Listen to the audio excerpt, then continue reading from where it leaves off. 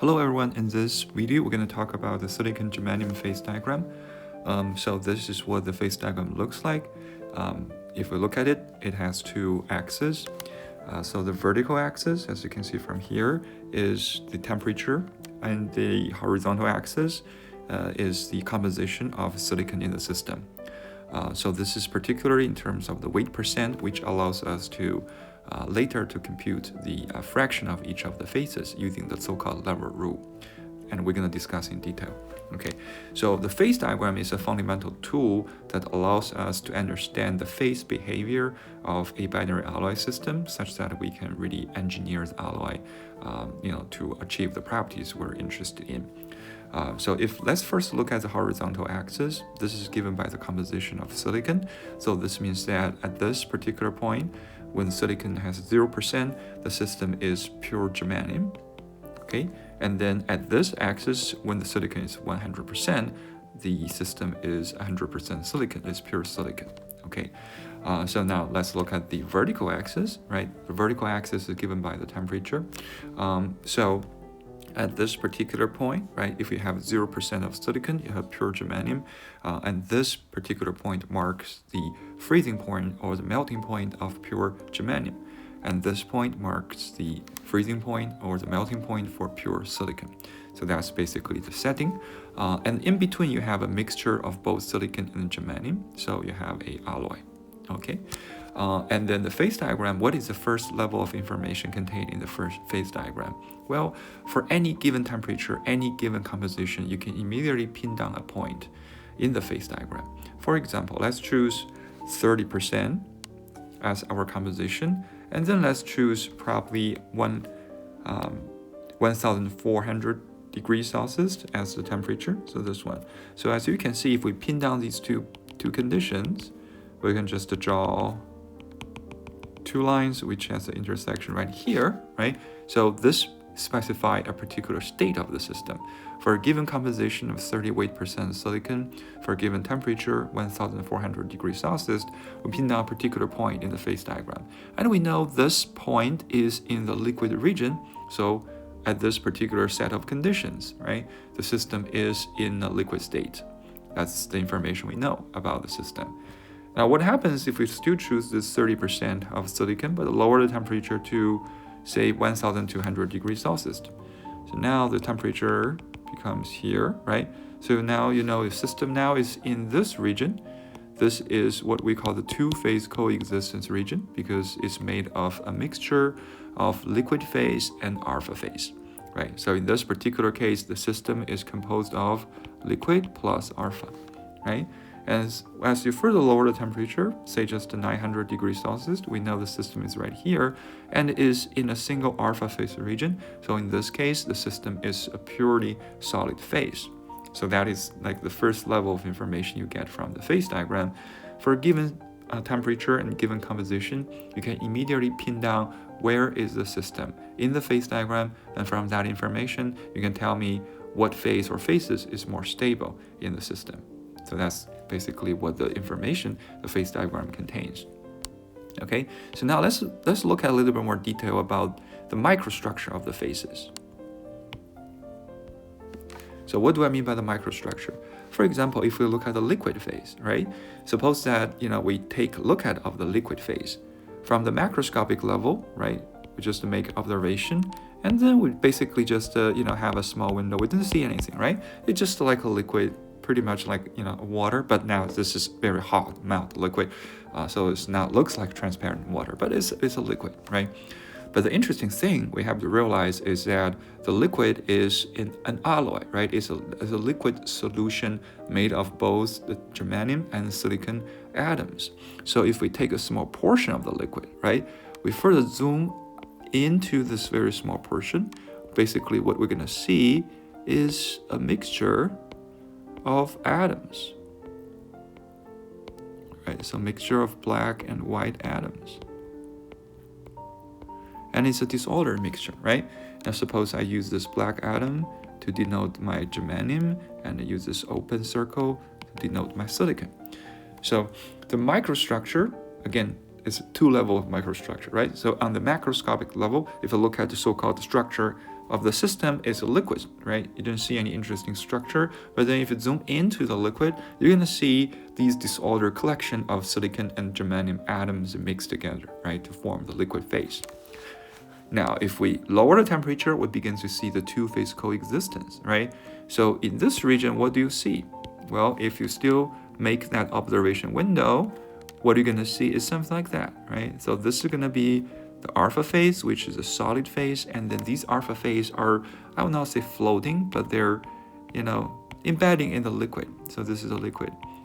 So this is pretty similar to the case where you see the ice start to form in the liquid water, right? So the ice crystals are, kind of coexist or mix together with the liquid. This is on a macroscopic level, right? But now we can do the same thing. We can zoom in to the solid structure, for example, the solid phase. And then in this case, we still see a mixture, right? Because as you can see, the solid is still a solution. It's still going to be a mixture of silicon and germanium atom, but now it's a solid solution. So the mixture has this crystalline structure, right? But on the particular site of each of the site of the lattice, you may have a germanium or you may have a silicon. So this is still a solution, but it's a solid solution. Okay, it's still a mixture of silicon germanium, but they sit all on the side of the lattice. Right? But for the liquid, well, you still see the same thing, right? You don't see anything else. You still see these atoms are randomly packed, right? Some of the atoms are black, some of the atoms are white. So this is basically what you see. Okay, and eventually we're in this pure solid phase, right? And then if you still look at that, circle, as an observation window, because we know that these alpha grains are gonna keep on growing, right, as you further lower the temperature. So when you're in this pure solid region, solid phase region, you're basically gonna see something like that, right? It's gonna be a polycrystalline microstructure because the solid phase come from the growth of that alpha solid phase, right? So in this case, you have these alpha phases. They form this polycrystalline structure, and then these lines are so-called the grain boundaries. Again, if you look at the microstructure, okay, you still see a solid solution, very similar as we see before, right? You have these atoms that sit on the lattice, and then these atoms can be either silicon or germanium. So that is the microstructure for each of the phases. Okay. Now there's another important information that we can get from the phase diagram. Now let's focus on a particular system, a particular alloy. For example, we put 30 weight percent of silicon into 70 weight percent of germanium, right? So we make this particular alloy. And then that alloy is represented by a vertical line on this phase diagram, which is highlighted by the dashed line here. So this is 30 weight percent, right? And this vertical line represents that alloy system. And we see there's some very interesting points, right? If we focus on the vertical line, the first one is here and the second one is here. So now if you look at this curve up here, right? So this curve separates the liquid region and then the liquid plus alpha coexistence. So we call this curve the liquidus. Okay, and then there's a bottom curve here, right, which separates the two-phase coexistence region and the pure solid phase region. So we call this the solidus. Okay, so there are two important boundaries, right? And the two-phase coexistence region is enclosed by the liquidus and the solidus. Now, if we go back to this 30 weight percent of our alloy, we see that when we draw this vertical line, right, this vertical line have an intersection with the liquidus, which is given by this. Okay, and then you can actually read for a particular temperature for this intersection, which I'll say is roughly 1,200, maybe 70 degrees Celsius, right? So what is the significance of this temperature? Well, if we follow the evolution of the system, suppose that we start from a high temperature state somewhere here, and we slowly lower the temperature, lower the temperature, lower the temperature, and then here, right, is the temperature marks the beginning or the start of the solidification. Because for any temperature higher than this, in the system, we only have a liquid, right?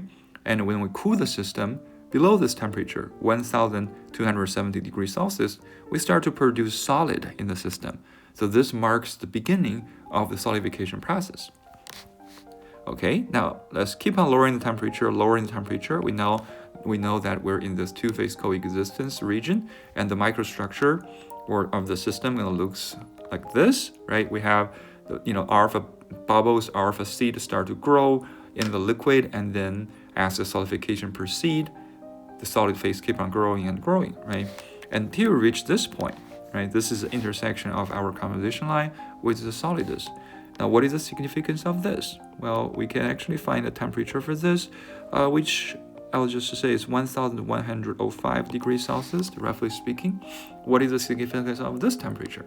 Now, we know that if you cool the system below this temperature, it completely becomes alpha phase, right? There's no liquid phase anymore. So this temperature marks the end of the solidification process. Okay, so again, you have two important temperature, right? This one, the intersection of your composition line with the liquidus marks the beginning of the solidification, and this one, okay, the intersection of your composition line with the solidus marks the end of the solidification. So see, this is very interesting, right? For alloy, solidification does not complete at a given temperature. It actually occurs over a range of temperature. In this particular composition, it occurs over this range. This is to contrast the solidification process of a pure system.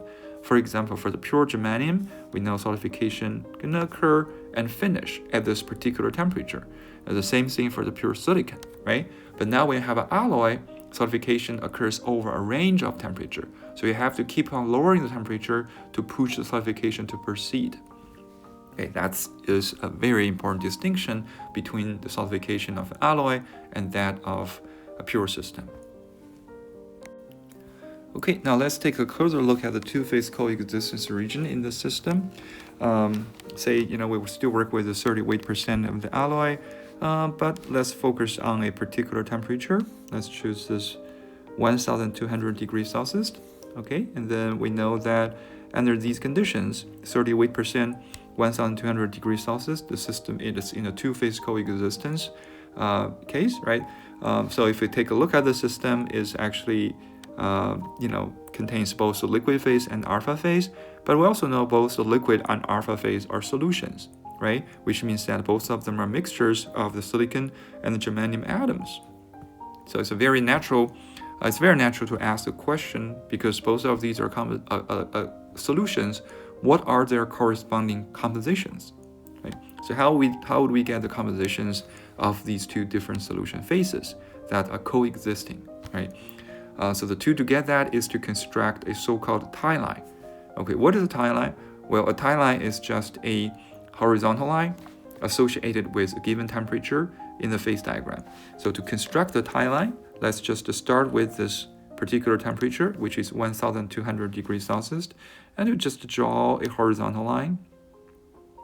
Okay, and this line can have an intersection with the liquidus, and also has an intersection with the solidus.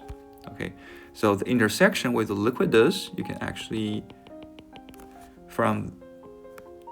by just drawing another a vertical line, you can find a particular intersection on this composition axis.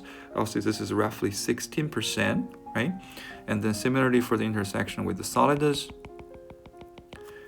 this is roughly speaking, I'll say 46%, right? So these are respectively what we call the equilibrium composition of the liquid phase and of the alpha phase.